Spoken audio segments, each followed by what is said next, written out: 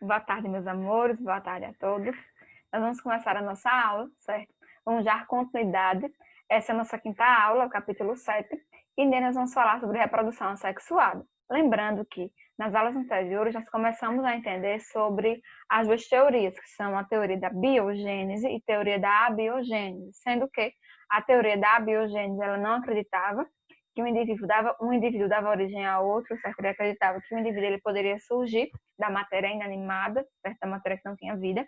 Já a teoria biogênese defendia que o indivíduo ele só podia existir se ele dependesse de outro indivíduo, ou seja, a partir da reprodução. Falando em reprodução, nós começamos a falar sobre reprodução assexuada, lembrando que a reprodução assexuada é o tipo de reprodução em que um único indivíduo consegue se reproduzir sem haver a necessidade de trocar gametas com o parceiro, então não vai ser necessário haver a fêmea e o macho para trocar os gametas, não será necessária a fecundação para que haja o surgimento de novos indivíduos, ok? Nela, um único indivíduo consegue dar origem a outro indivíduo sem a necessidade da troca de gametas. Como não há necessidade da troca de gametas, também não vai haver a mistura de material genético nem a troca de material genético, certo? Então, os indivíduos que provêm da reprodução assexuada, eles não terão variabilidade genética, ou seja, eles serão clones. Eles terão o mesmo material genético da mãe ou daquele indivíduo que o originou. Nós temos como exemplo aí a reprodução de uma bactéria, certo? Observe que para se reproduzir a bactéria precisa apenas duplicar o seu material genético e dividir-se em dois, certo? Então, uma única bactéria, chamada bactéria-mãe, ela consegue duplicar o seu material genético e dividir-se para dar origem às chamadas duas bactérias filhas, que são clones da mãe, justamente por possuírem o mesmo material genético, sem ter havido essa troca de gametas, sem ter havido fecundação, sem ter havido a troca de material genético, portanto, sem variabilidade genética. Eu tenho um exemplo de uma charge para vocês aqui, e eles dialogam, são dois amebas dialogando. A ameba diz o seguinte: e aí, gatinha, quer que eu mostre como as amebas se reproduzem? Ela fala: quero sim, me mostra. Assim, ó. Então, ele já se dividiu, já se reproduziu bem rápido. No caso dos amebas, não vai ter ameba macho, ameba fêmea, certo?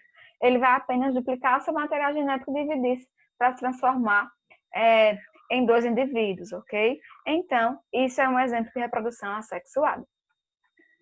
Os tipos de reprodução sexuada são os seguintes. A primeira, que é a divisão binária ou cisparidade, certo? Que é quando um indivíduo duplica o seu material genético e divide-se em dois, certo? Posteriormente. E é realizada principalmente por protozoários e bactérias. Também tem a reprodução assexuada por esporulação, que é quando os indivíduos eles soltam pequenos esporos, certo? Sem ter havido a troca de gametas, sem precisar de fecundação, ele vai liberar vários esporos no ambiente e assim surgirá novos indivíduos, que vai ser realizado por bactérias, por fungos, certo? E também acontece por brotamento.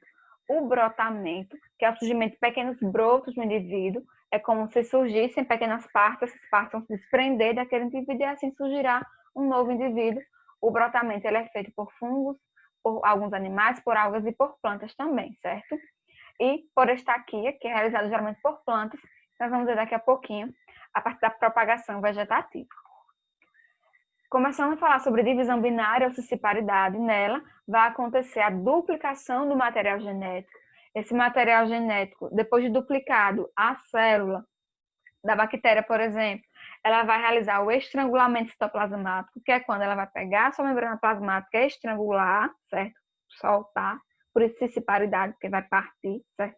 Vai se separar, para que assim haja o surgimento de duas bactérias filhas. Então, o que chamamos de bactéria-mãe, você vai precisar duplicar o seu material genético, estrangular sua membrana plasmática, ou seja, separar sua membrana plasmática, para que assim haja o surgimento de duas bactérias filhas. É por isso que as bactérias conseguem se reproduzir tão rápido, se espalhar tão rápido no nosso corpo. A reprodução por brotamento vai acontecer a partir do surgimento de pequenos brotos, que são partes como essas aqui, ó, no caso da hidra, que surgem no indivíduo, surgem no animal, certo? E esse broto ele vai cair e vai cair geralmente próximo àquele indivíduo, aquele animal que o originou. Dessa maneira, vai acontecer através de brotamento, surgimento de colônias. Então, geralmente as colônias elas são feitas por indivíduos que realizam a reprodução assexuada por brotamento, justamente porque os brotos caem geralmente perto do indivíduo que o originou. A reprodução assexuada por esporulação, ela vai acontecer a partir da liberação de esporos. Os esporos, eles vão sair, geralmente na água, vão nadar, certo? Então, eles vão ficar podem ficar um pouco mais distantes dos pais, ou da mãe ou do pai, enfim, que o originou, certo? Para que haja um novo filamento. Nesse caso, os esporos é uma vantagem porque não vai acontecer a competição por alimento, já que vai estar um pouco mais distante do outro, não vai acontecer essa surgimento de colônias, já que ele consegue nadar e ficar onde ele quiser.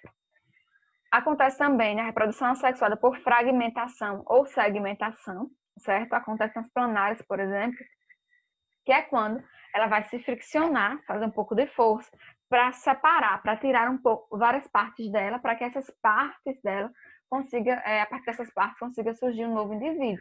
Então, vai se criar um novo indivíduo a partir do fragmento de um progenitor. Então, não vai precisar acontecer a reprodução por troca de gametos, ela pode simplesmente tirar partes do corpo para que assim surjam novos indivíduos, ok?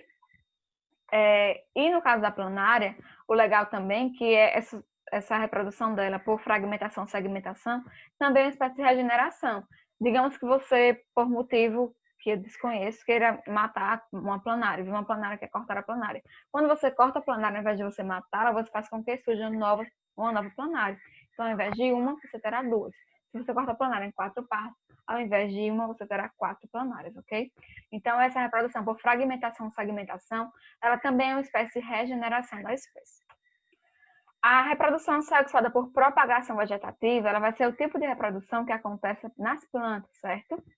As plantas conseguem se reproduzir de forma assexuada, sem haver a troca de gametos.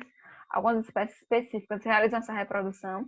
Nessa, a planta mãe vai dar origem a novas plantas a partir de várias partes do organismo, como, por exemplo, parte de folhas e caules. Observem aqui um exemplo do morangueiro, em que ele vai liberar esse estolho aqui, que é uma parte do caule, que vai fazer com que surja uma nova planta, certo? Além dos estolhos, também as plantas, a partir da propagação vegetativa, ela vai liberar, além de estolhos assim no caule, ela também pode liberar na própria folha, como está aqui para vocês verem. Essas partezinhas aqui, ó, elas se desprendem, viram, com bastante facilidade. Elas se desprendem sozinhas, ó, e elas vão fazer com que surjam novas plantas dessa espécie, a partir justamente desses estolhos.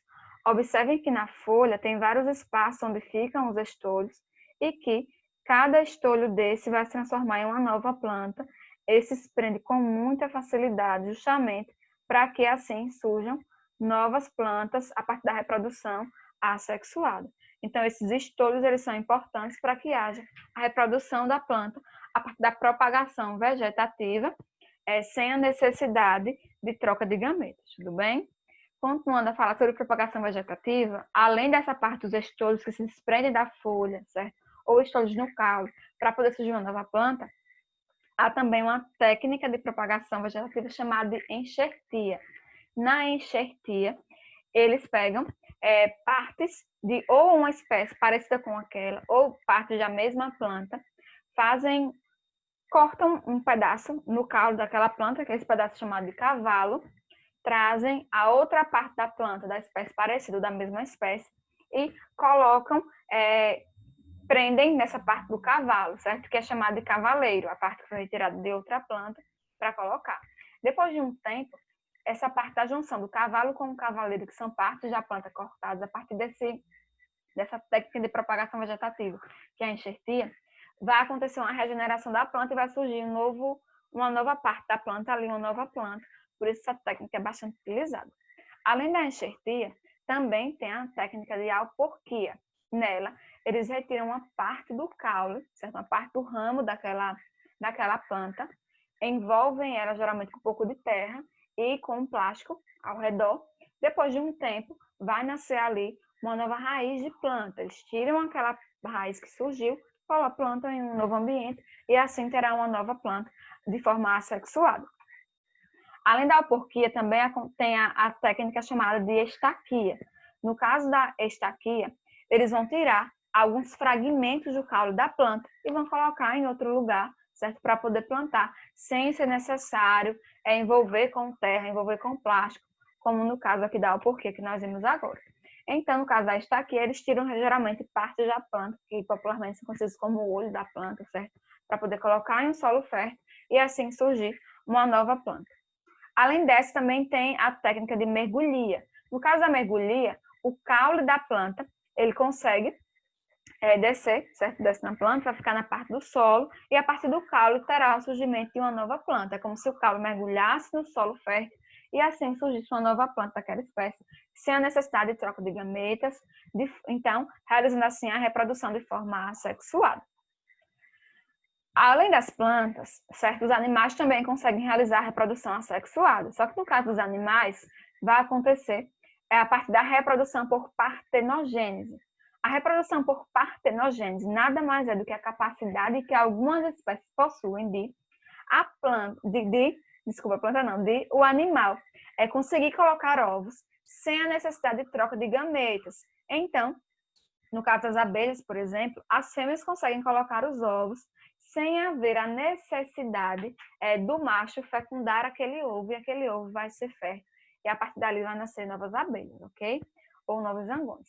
Então, a partenogênese é a capacidade que alguns animais possuem, algumas espécies de animais, como as abelhas, como, por exemplo, algumas espécies de lagartos, certo? Em que a fêmea consegue colocar os ovos, esses ovos são férteis, não precisa haver a troca de gametas com o macho e haverá surgimento de um novo indivíduo ali.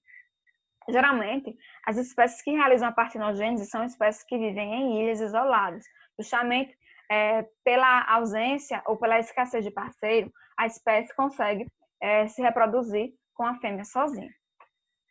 Meus amores, acabamos por aqui, falando sobre reprodução sexuada. Espero que todos vocês tenham gostado da aula. Qualquer dúvida que tenha ficado, nós vamos tirar no Meet, nas nossas aulas dessa semana, certo? Então, um cheiro, meus amores. Se cuidem, continuem estudando. Bons estudos a todos e até a próxima.